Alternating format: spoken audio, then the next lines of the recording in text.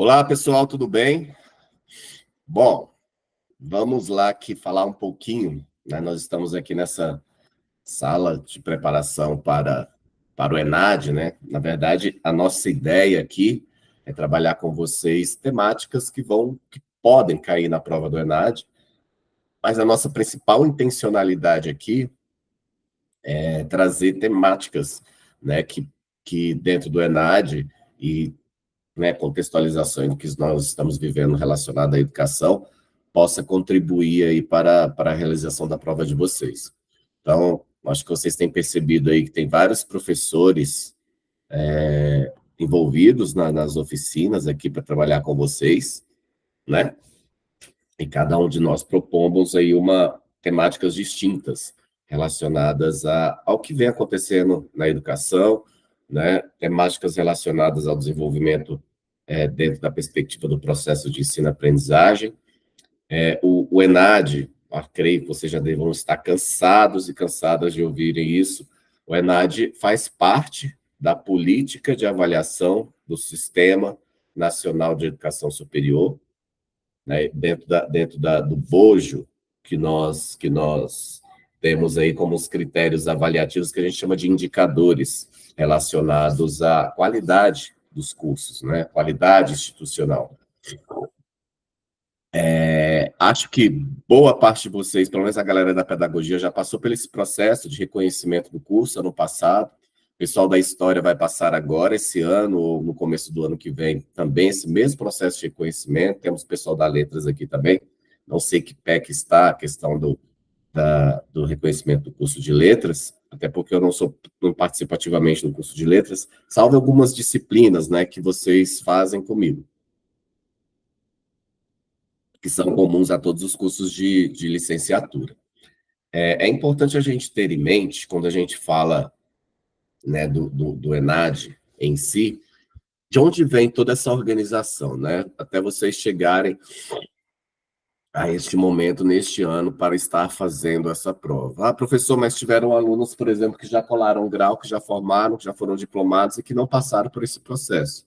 De fato, né, tivemos isso. Entretanto, todos os estudantes, a partir de agora, né, do ano de 2024, irão fazer a prova do ENAD especificamente para aqueles estudantes que fazem cursos de licenciatura.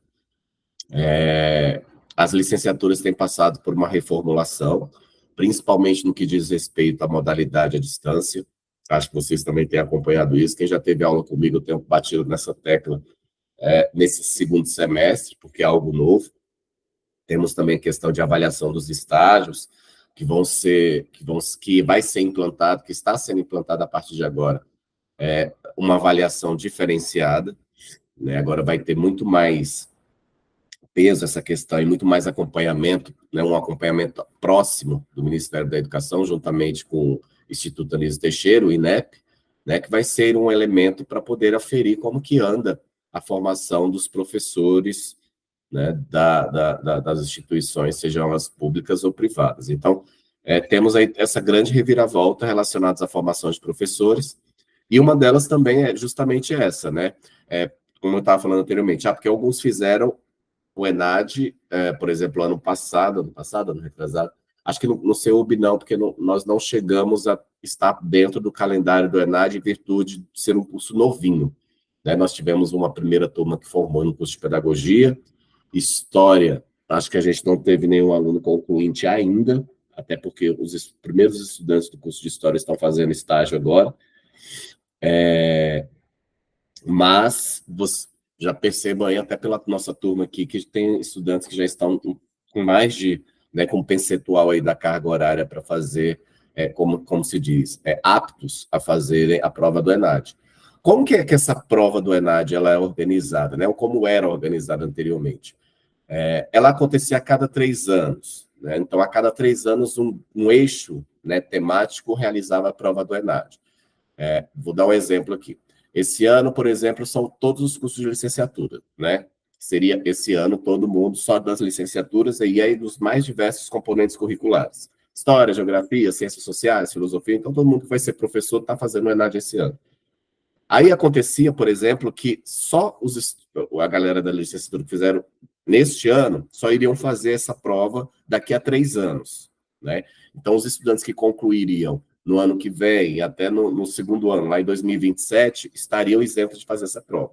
Com a nova legislação, os cursos de licenciatura serão avaliados todos os anos, né? Então, não vai ter mais estudantes que vai passar por um curso de licenciatura sem ter realizado a prova do ENAD. E essa avaliação, galera, ela não é coisa de agora, tá? O pessoal mais antigo aí, que já fez licenciatura há muitos anos atrás, como eu, por exemplo, que formei, fiz minha primeira licenciatura exatamente 20 anos atrás. Na minha época já existia essa avaliação. Isso aqui, deixa eu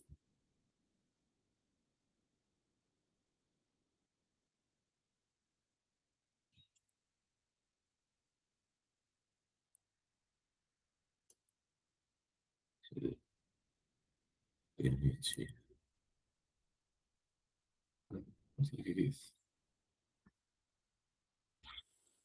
Na minha época já existia essa avaliação, só que tinha uma outra estrutura e uma outra nomenclatura. Na minha época se chamava Provão ainda, não era o ENAD. E ainda nem existia, estava sendo criado ainda o Sistema Nacional de Avaliação da Educação Superior, né, os sinais.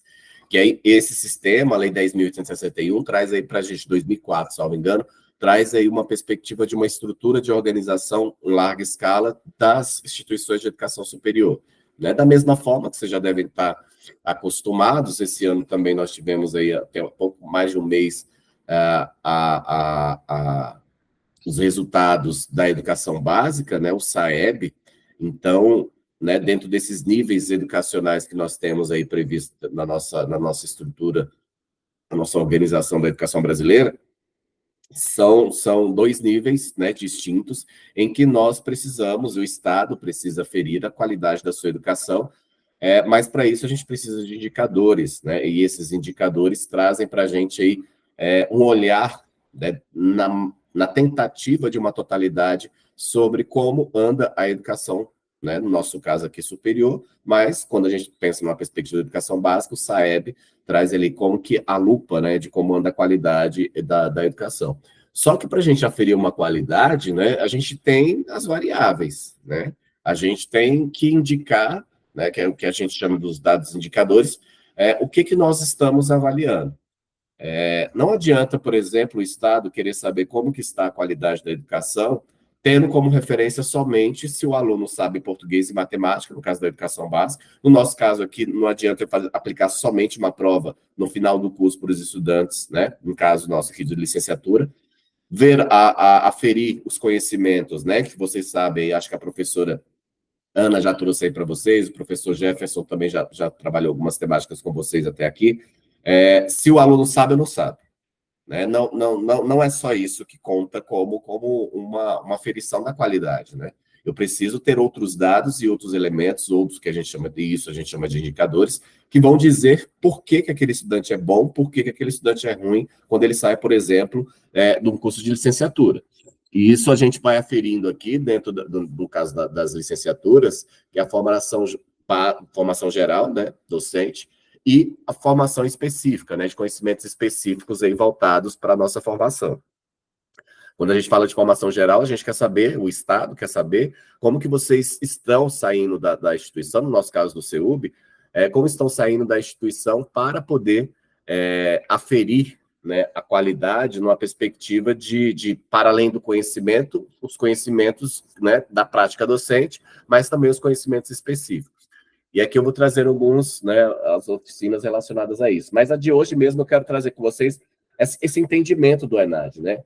De onde tudo começou, né? De onde começa até chegarmos nos dias de hoje, essa questão de termos que ser avaliados, por que é avaliado, né? Qual a importância dessa avaliação, qual que é a importância de ter um curso bem avaliado, né, no quesito, seja no quesito, no indicador do ENAD, né, que é que vocês, como vocês estão saindo da instituição dentro da formação geral docente, conhecimentos específicos, até mesmo agora, né, que foi incluída aí a questão dos estágios, como que vocês estão entrando no mercado e como que esses profissionais estão sendo preparados por essas instituições numa perspectiva qualitativa, né? E aí a gente traz aí todo um arcabouço, né, de formação do Estado brasileiro, que até culminar no que a gente chama dessas avaliações de larga escala. Hum.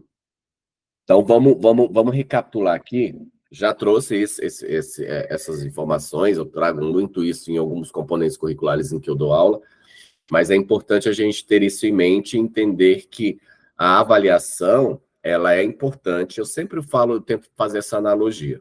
Vocês, quando estão em sala de aula, boa parte de vocês aqui já cumpriram o estágio supervisionado. Já entendem mais ou menos o que nós estamos falando aqui de uma realidade de sala de aula, um plano de ensino, né? Tudo começa lá com o plano de ensino, quando nós vamos preparar uma aula, né, para uma determinada etapa de ensino, e dentro desse plano de aula nós dizemos lá, né, o que nós iremos trabalhar, quais são os objetivos, quais são os recursos metodológicos que nós vamos utilizar para a aplicação daquela aula. Nós trabalhamos a questão da avaliação, né, especificamente, e aí dentro dessa questão da avaliação é o que nós aferimos se aqueles estudantes, né, conseguiram assimilar determinado conteúdo ou não, né? E as ferramentas que nós vamos utilizar para poder aferir se esse estudante alcançou aos objetivos que nós propusemos, no nosso plano de ensino. Da mesma forma, isso é o Estado, gente. É a gente fazer essa mesma analogia. Né? Se eu, como professor, estou trabalhando uma determinada temática, né, dentro do meu contexto escolar, eu olho, né, trabalho uma temática, né, utilizo diversos recursos metodológicos. Ao final, eu quero saber se os meus objetivos foram alcançados. Né? E aí compete a nós, a partir dos resultados aferidos, verificar se, né, quais estudantes alcançaram os objetivos e quais estudantes não alcançaram os objetivos. Né? A totalidade alcançou o objetivo, né? A totalidade parcialmente alcançou o objetivo, a totalidade não alcançou o objetivo, né? E aí nós, como avaliadores, né, e responsáveis por aquela avaliação, vamos fazer uma análise. Não, esse aluno não acertou por isso, esse outro grupo acertou por isso e por isso, né? Se a turma toda, ontem mesmo eu estava dando aula presencial no curso de pedagogia, em uma outra instituição, e eu estava tratando justamente dessa questão, né? Acho que vocês passaram por isso ao longo da vida de vocês, de professores que se gabam, né? E ainda existe isso, por incrível que pareça, do quesito de que a meta dele é reprovar mais de metade da turma. Isso acontece muito com professores da área de exatas, né? Pessoal da matemática, da física e da química. Eu escuto muito isso, principalmente lá na Unicamp, onde eu estudo. E quando a gente faz esse tipo de análise, né, tem que reprovar, tem que... Eu tenho que também assumir o papel, né, de protagonista, não diria de totalmente protagonista, até porque isso vai contra até o que a gente chama das metodologias ativas, né, dessa invenção. O professor nunca é protagonista, ele deve ser coadjuvante nesse processo, mas também de se autoavaliar e entender que se uma turma ela tem sucesso ou ela não tem sucesso, eu também tenho essa responsabilidade, né? Se uma turma na sua totalidade não alcança sobre determinado conteúdo, eu vou me gabar de que numa turma de 30, 35, 40 alunos, a depender da realidade onde nós estamos atuando, de não ter alcançado, né, o que foi proposto, os meus objetivos. Né? Então, onde é que está o erro nisso aí? Né? 1 contra 40 e só o bambambam ser né, o detentor do conhecimento ali, né? Então, são questões, dentro, fazendo essa analogia, que o Estado também faz isso. Né? O Estado está ali, ele é responsável pela qualidade da educação, e tudo isso está proposto aí na nossa Carta Magna, né? A atual Constituição que nós temos, pós-ditadura militar, né, a de 1889, a Constituição Federal. Mas a gente precisa também entender que essa responsabilização também é das instituições, né? Seja ela pública ou seja ela privada. O Estado está ali fomentando, né? Emitindo recursos, né? No caso da iniciativa privada, às vezes fica parecendo que a iniciativa privada não recebe recursos, né, do Estado, mas recebe. Então, por exemplo, estudantes do ProUni, estudantes do FIES, bolsas de pesquisa, PIBIC, né, PID, os recursos da CAPES relacionados ao ensino e pesquisa são recursos financeiros para ajudar na qualidade da educação. Né? Então, o Estado ele está presente, distribuindo seus recursos, né, independente se a instituição é pública ou privada, mas, para além disso, existem os corresponsáveis. E dentro dessa corresponsabilização, temos aí o estudante, temos o professor, temos a instituição, no modo geral, né, temos a comunidade. Então, né, são elementos que precisam ser verificados e analisados dentro da perspectiva da aferição da qualidade, das responsabilizações e corresponsabilizações desse processo. E aí, quando a gente fala dessa questão da educação superior, né, nós precisamos entender primeiro o que é educação, né? O que é educação para o Estado brasileiro, para a nossa nação brasileira? Como que nós, né, ofertamos uma educação e qual que é a nossa intencionalidade como nação soberana, né, com relação à educação. Então, se a gente pega ali a Constituição Federal e colocamos, né, damos ali uma estudada sobre o que é educação. Primeiro que a educação está ali entre os 5, né? Os 5 direitos fundamentais que todo mundo tem, a educação está dentro dela. Da educação, saúde, né? E daí por diante. E para cada um desses direitos fundamentais, nós temos uma definição e né, uma intencionalidade sobre ela. No caso da educação, a educação ela é definida para que seja, né, a intencionalidade, para que a sua intencionalidade seja posta, ela traz como definição que a educação para a nação brasileira ela tem 2 finalidades, né? Preparar para o mundo do trabalho e para formar pessoas, né, aptas em viver em sociedade. Dentro dessa perspectiva, quando nós falamos assim, né, aptos para viver em sociedade, preparados para o mundo do trabalho, e se nós estamos falando, por exemplo, de uma educação lá da década de 80, nós temos aí várias questões orgânicas, né, definições que precisam ser analisadas diante de todo um contexto da sociedade. Então, se eu pego, por exemplo, que a educação é preparar para o mundo do trabalho, e digo que na década de 80, as características, né, as habilidades e competências necessárias para o mundo do trabalho da década de 80 não são as mesmas, por exemplo, para agora. Né? Os professores, vamos pegar nosso caso, por exemplo, que fique muito transparente para a gente. As habilidades dos professores que eram necessárias para a década de 80, para os dias de hoje, são completamente distintas, né? Até porque professores que começaram a atuar na década de 80 já estão aposentados ou já morreram, né? Porque já viveram outras coisas. Só que quem está formando agora precisam ter outras habilidades e outras competências que não nos foi trabalhada durante a educação básica. E que às vezes a gente nem tem essas habilidades e competências, por exemplo, preparadas dentro de nós para podermos repassar e replicar isso adiante. Um exemplo claríssimo quando a gente fala de inteligência emocional. Isso é uma coisa nova do século XXI. Daí muitos aqui provavelmente devem ter feito a educação básica, assim como eu lá na década de 80, década de 90, em que isso nem se falava. Né? Metodologias ativas, isso nem se falava naquela. Quando a gente fala de recursos tecnológicos, né? A gente vai ter uma oficina aqui que a gente vai falar sobre tecnologias educacionais, inteligência artificial. Quem imaginou que um dia nós estaríamos discutindo sobre inteligência artificial dentro do processo de ensino-aprendizagem? Que é uma das questões que eu estudo, que eu pesquiso lá na Unicamp. Né? E antes disso, né, o surgimento aí na década de 80, finalzinho da década de 80 e início da década de 90, com o surgimento da internet 2.0.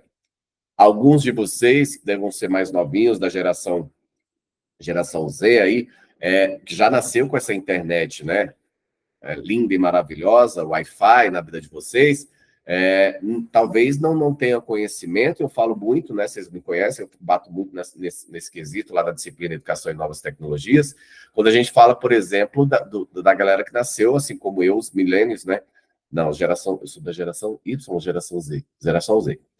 Nós que nascemos ali nos anos, na década de 80, e vimos esse boom tecnológico, né, o surgimento aí de tecnologias, a substituição muito rápida, né, de outros recursos tecnológicos, e que nós tivemos ali que correr para e passo, né, para acompanhar toda essa inovação tecnológica e nos adaptarmos ao mundo do trabalho.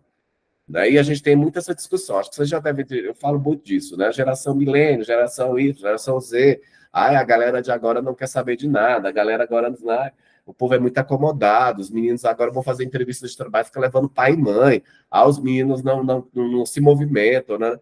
E aí eu fico refletindo sobre isso, quando eu vejo quem está fazendo esse tipo de crítica, somos nós, eu falo isso, a galera da minha geração, que não tivemos tempo, né, de respirar. Né? A gente nasceu ali na transição do LP para o CD durou 10 anos, logo depois veio MP3, depois agora vem os streams, MP4, né? A gente era da época de locadora, que tinha que ter responsabilidade de colocar uma fita de VHS para assistir um filme em casa, para devolver na locadora. Pode parecer, gente, besteira isso, assim, né? A pessoa está falando aí de uma responsabilidade de ir na locadora e entregar no prazo. Bem ou mal, quando a gente faz essa analogia, né, eu coloco um jovem de 12, 13 anos, saber que eu peguei alguma coisa e que eu tenho que devolver em um determinado prazo, fita cassete, né, ou fita VHS, esses filmes ali que a gente viu no videocassete. Não sei se quem de vocês aqui chegaram a acompanhar tudo isso, mas aí a gente tem um mecanismo de responsabilização, né, sendo trabalhada. Ou eu devolvia no prazo, ou eu tinha que pagar uma multa. Né? Então, tinha essa questão da responsabilização. Hoje em dia, nós não temos elementos de estruturas sociais, se a gente parar para refletir, de que responsabilize os estudantes. Então, eu quero assistir um filme, eu vou lá na internet, entro no YouTube, ou entro no site desse que vende, né, que tem filme pirata, lá eu assisto, não tenho corresponsabilização em nada disso. Então, são habilidades que nós vamos ter aí ao longo da evolução da sociedade, a partir da construção da Carta Magna, que ela vai trazer para a gente elementos importantíssimos, né, que a gente precisa refletir sobre isso, preparar para o mundo do trabalho na década de 80, na década de 90, nos anos 2000, não é mesmo de agora. Né? Então, professores hoje, eu preciso de professores que tenham entendimento de processos cognitivos, de processos de neurociências, de processos relacionados à inteligência artificial, de processos relacionados à utilização de tecnologias educacionais, né? Mas eu não sei ligar um computador. Né? E aí muito me assusta quando eu vejo, por exemplo, estudantes fazendo modalidade AD e falam assim, não sei formatar um texto. Pô, você está fazendo, né, um curso na área de na modalidade à distância, utilizando recursos tecnológicos e tem medo ainda medo de enfrentar determinados bloqueios relacionados à formatação de um texto, por exemplo, de colocar justificado, de, né, alinhar o parágrafo 1,5, como segue a BNT. Então, são características, né, que nós, profissionais da área da educação, precisamos ter e acompanhar para que a gente não fique obsoletos diante do mundo do trabalho. Né? Então, habilidades e competências, elas são orgânicas, e dentro dessa organicidade que existe, né, na formação do profissional da área da educação, e para todas as áreas de conhecimento, para todas as áreas profissionais, né, é necessário que a gente tenha aí uma preparação, uma formação continuada, dentro dessas possibilidades que o mercado traz para a gente.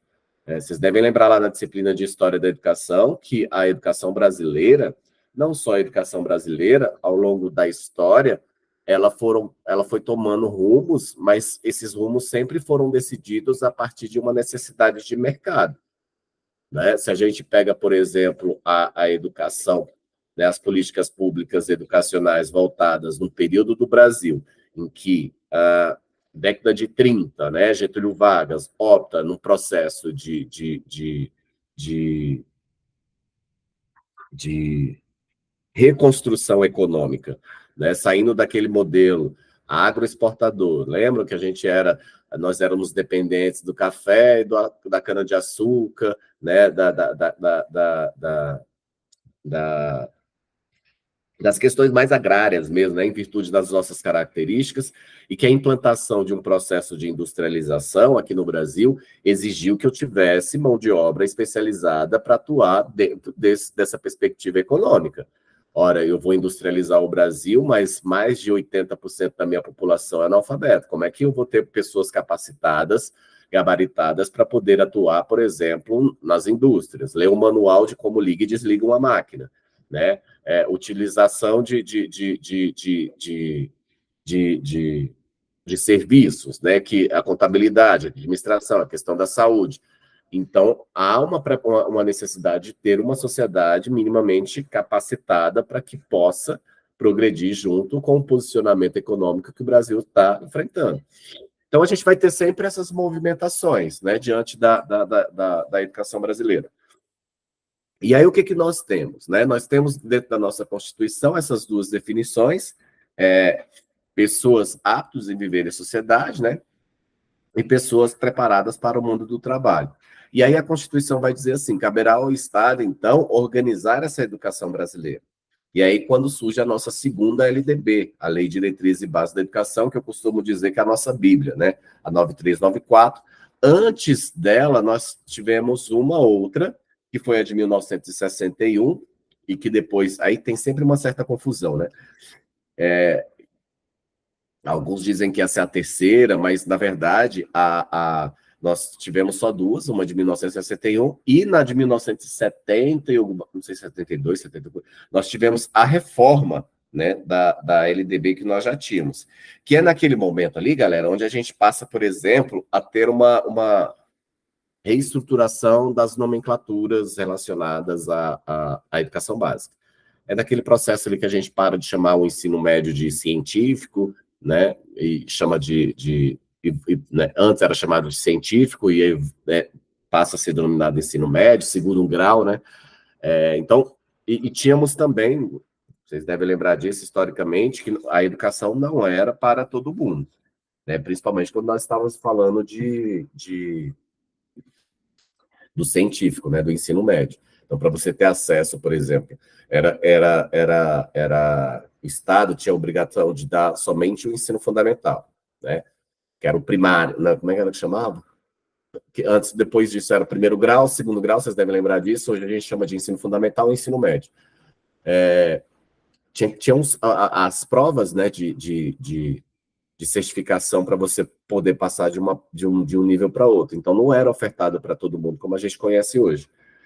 E aí, quando a gente traz dentro dessa perspectiva, dessa lógica mercadológica, né, e a gente pensa a LDB, né, dentro dessa nova Constituição que tivemos pós-ditadura militar, nós temos uma organização da educação que traz aí as características de como essa educação deva ser organizada e ofertada, e os direitos e os deveres de cada ente da federação, e os direitos e deveres da família, os direitos e deveres, né, da escola, os direitos e deveres, né, do Estado como um todo, e dos estudantes também dentro dessa perspectiva.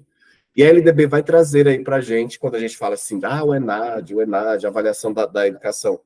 Então, ela já está prevista lá em 1996, a Lei 9394 já previa isso que nós estamos vivendo hoje, né?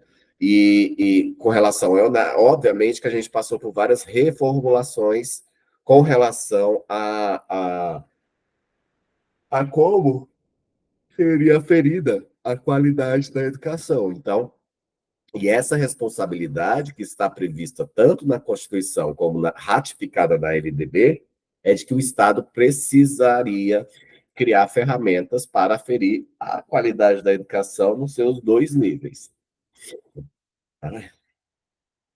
Eu não sei vocês, mas esse clima está me matando. E aí, o que nós temos quando a gente fala de níveis, né, dentro da educação? A educação brasileira está organizada em dois níveis, ponto e acabou. Isso, com certeza, deve ser algo que deva cair na prova de vocês.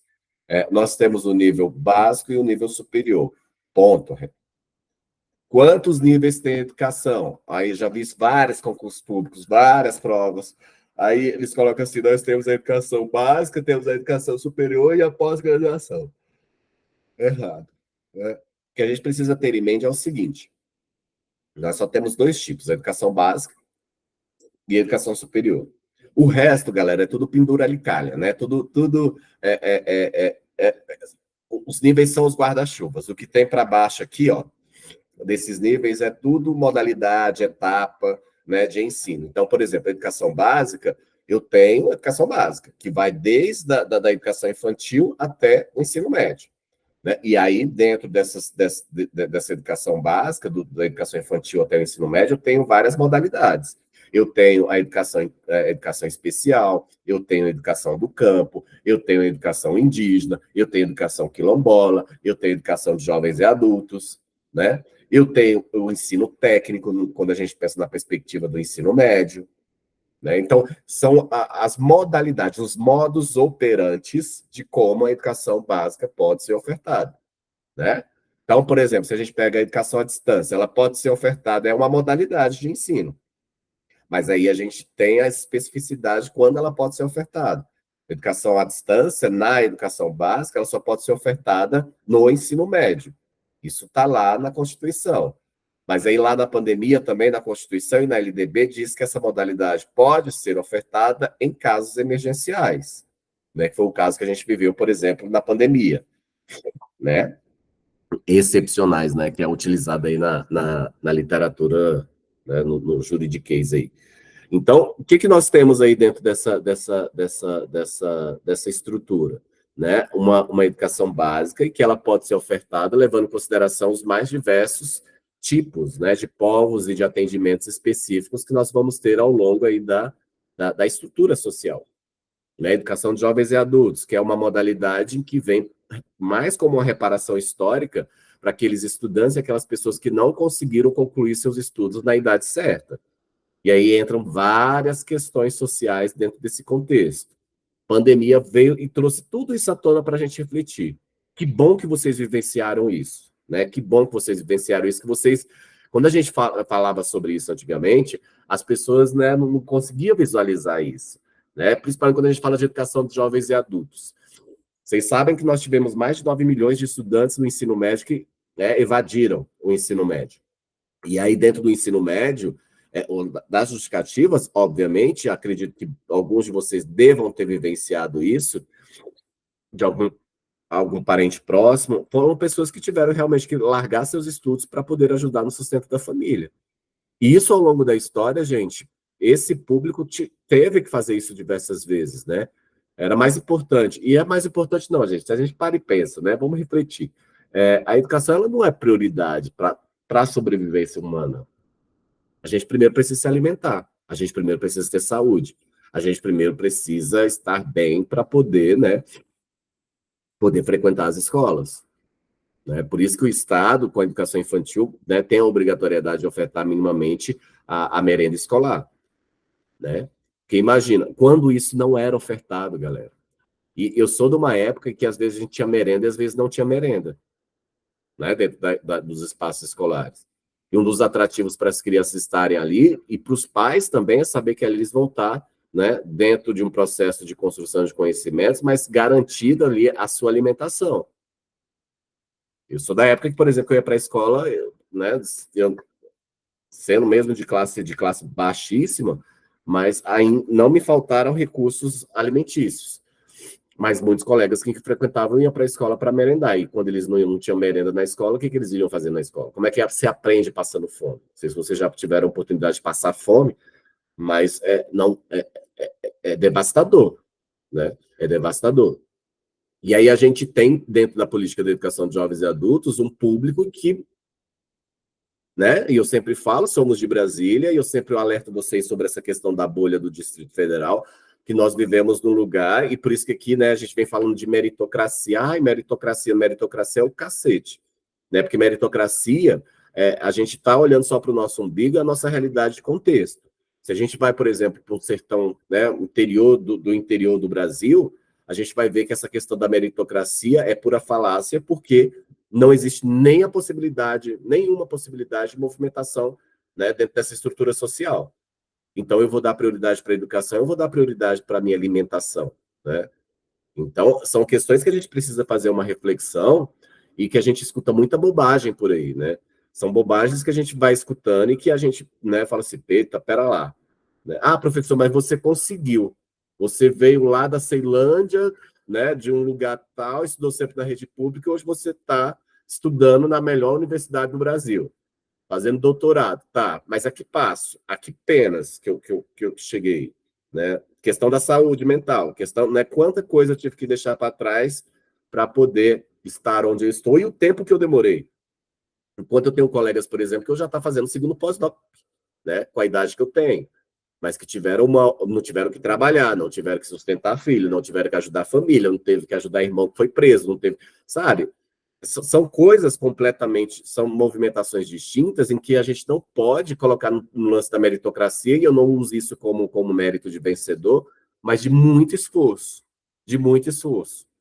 Né? Então, a gente precisa ter essa análise, né, de entender que, dentro da organização da educação brasileira, quando estamos falando de qualidade, quando estamos falando de ENAD, quando estamos falando de onde nós chegamos e para onde nós queremos ir, que houve sempre um percurso, esse percurso sempre foi pautado dentro de uma perspectiva mercadológica, né, voltada aí para o mercado, que esse mercado vai estar sempre ditando as leis de como essa educação deve ser organizada e para que mundo nós estamos preparando essa galera.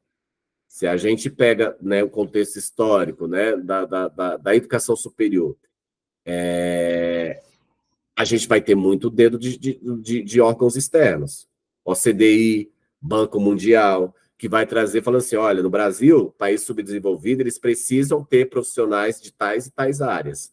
Olha, eles precisam ter tais e tais habilidades e competências. Olha, eles precisam ter, né? E aí tem falado-se muito de empreendedorismo, né? Como se empreendedorismo fosse algo que você, né, acordasse, que todo mundo nasceu preparado para ser empreendedor, que é uma falácia isso, né?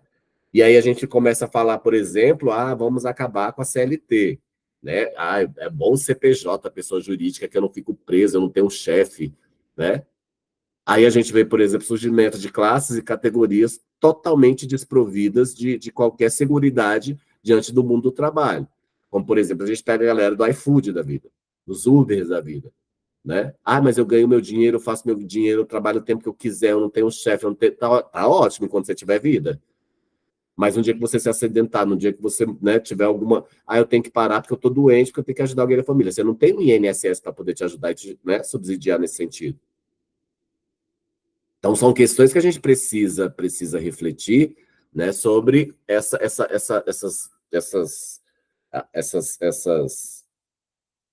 questão da qualidade da educação e qualidade mesmo de criar categorias dentro da perspectiva do que nós queremos como Estado, que nós queremos como educadores.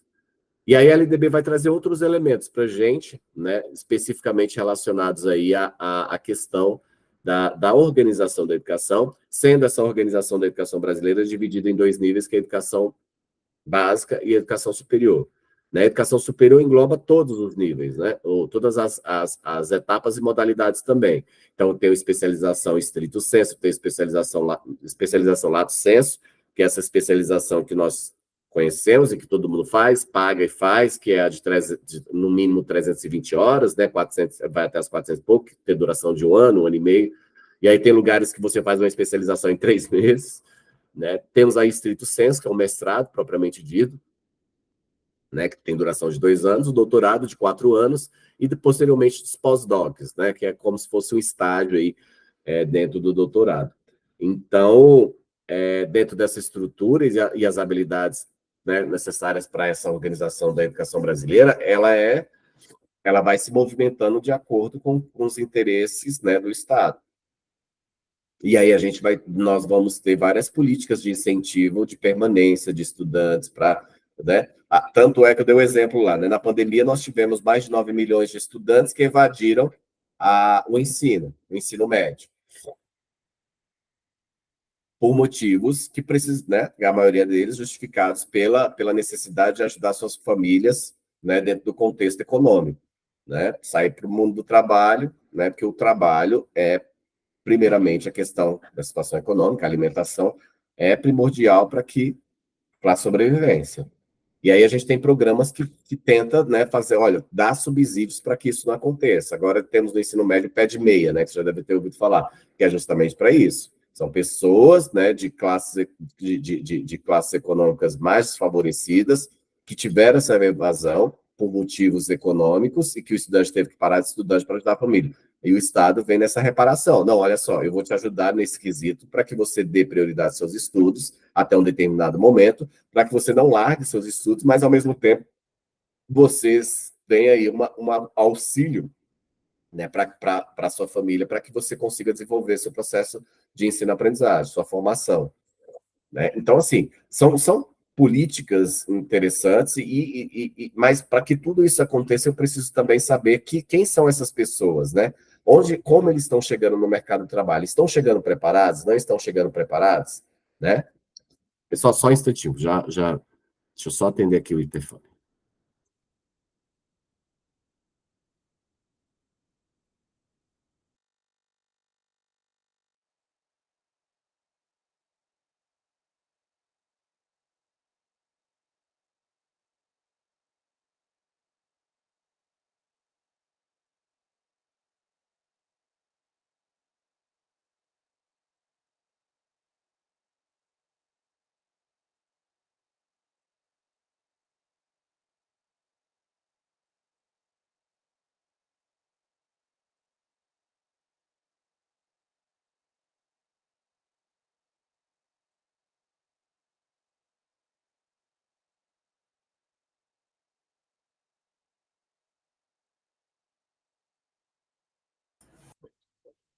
E aí nós temos toda essa estrutura, né, concebida aí, e a LDB vai trazer o seguinte: caberá ao Estado, né, e aí a Constituição primeiro diz para a gente, né, qual que é a definição e a intencionalidade da educação para o povo brasileiro, e vai dizer que o Estado deve organizar a educação, e aí vem então a reformulação, né, uma nova reformulação, uma nova LDB, que traz para a gente aí a questão da estrutura da organização da educação brasileira.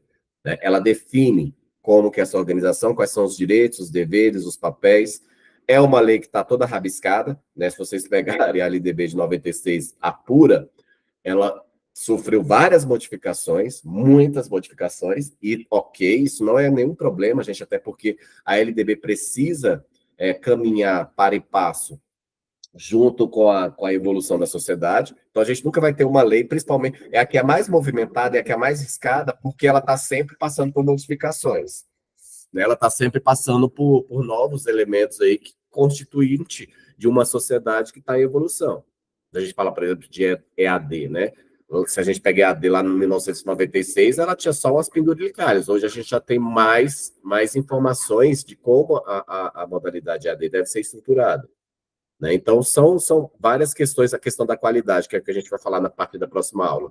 Né? A ideia é que eu ia trazer uma das questões para a gente, na de anterior, mas eu vou deixar isso para a próxima aula, porque a gente eu vou terminar aqui, trouxe esse prelúdio para vocês sobre a organização da educação, até a gente chegar no que é de fato a ENAD. A gente vai ter isso no próximo sábado, um encontro, para a gente finalizar essa temática, mas a ideia dessa oficina de hoje é vocês entenderem de onde vem essa arcabouço, né, de vocês, como a gente tem chamado de enadianos, né? Então, é importante vocês saberem disso, é importante vocês saberem que quando nós estamos avaliando um curso, uma instituição, e vocês, os estudantes, nós estamos aí, né, fazendo uma análise sistemática de quem são vocês para o mundo do trabalho. Né? Ah, mas eu não vou fazer não, porque eu não acho justo e não estou afim. Ah, você não quer fazer, não acha justo, não está afim, sua instituição tirar uma nota baixa, você vai... Eu já vi isso, tá? E eu já fiz isso, tá? Assim, selecionando profissionais da área da educação.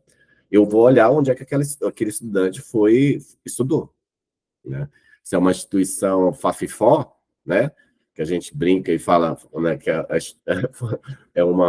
a instituição ali da esquina, que tem uma nota, ou nem existe mais, ou foi extinto, que eu já vi muito curso disso, as instituições não se manterem financeiramente, os estudantes estudarem lá, ela fecharem as portas e o aluno não ter nem sequer o diploma, ou não ter sequer, ou ter um diploma com que a instituição foi avaliada com uma nota baixíssima. Eu não vou contratar essa né? Infelizmente, é assim que funciona o mundo mercadológico. Né? Então, quando a gente fala assim, eita, fulano estudou em Harvard, quando fulano estudou na Universidade de Brasília, estudou no CEUB, né? Eu já vi, CEUB sempre foi sempre brilhou os olhos, pelo menos aqui no Distrito Federal, né? Então, quem estudou no CEUB tem, por exemplo, mais chance de entrar no mercado de trabalho em virtude do seu contexto histórico de ter avaliações maravilhosas, né? Durante todos esses anos que ele existe, né? O CEUB acho que está desde a década de 60, né, aqui em Brasília. É uma das instituições mais antigas. Acho que CEUB Católica. Não, CEUB Católica e UPS. são as mais antigas. As primeiras privadas, eu falei isso porque foi o que eu estudei no meu mestrado, né? Tanto o CEUB como a UPS, eu pesquisei essas duas instituições bem a fundo. Então, eu sei que do plano piloto são as mais antigas, né? Então, a gente parar e refletir um pouco sobre isso, e na próxima aula a gente vai falar um pouquinho mais sobre a qualidade, sobre a questão do currículo, até a gente chegar na avaliação, né, que é justamente essa questão da larga escala, que é utilizada pelo Estado para ferir a educação brasileira, e que o ENAD está incluso aí dentro desse processo, né? E vou tentar trazer também aqui questões para a gente responder sobre o modelo ENAD, né, que acho que alguns professores já estão fazendo isso com vocês, para a gente ver como é que isso pode ser cobrado na prova de vocês, né? Então é isso, galera. Espero que vocês compareçam na próxima aula. E a gente está aqui, né, preparando tudo isso com muito carinho para vocês. Espero que vocês aproveitem todo esse material aí que nós preparamos para vocês, né, que é uma preocupação, né? Eu acho isso muito bacana, de se preocupar com o estudante do começo ao fim, né? Não importa para a gente só como vocês ingressaram, e ver muitos aqui que passaram por mim, dessa galera da história, da pedagogia, já chegando no fim do curso, né? Foram 4 anos aí nós juntos, né, nesse processo, e é tão lindo ver vocês concluírem isso, né? É tão bacana. E é isso. Um beijo, a gente se encontra então na próxima aula, tá, galera? E a gente finaliza aí com algumas questões, né, do modelo ENAD. Um beijo, bom final de semana, e a gente se encontra aí no próximo sábado, tá? Tchau, tchau.